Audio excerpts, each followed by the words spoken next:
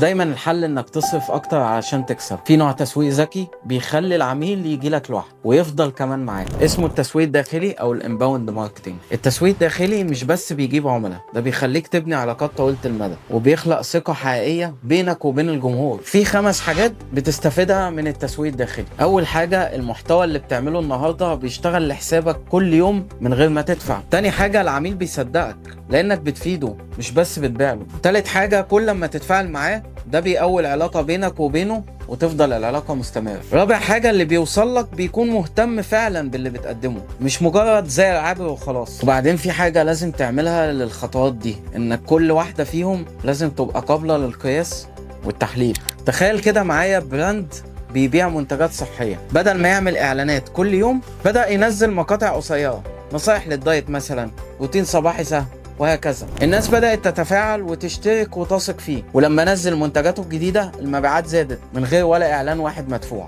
هنا التسويق الداخلي مش بيركز على البيع، هو بيركز على الفاليو، ولما الجمهور يحس إنك بتفيده هيكون أول واحد يسوق له.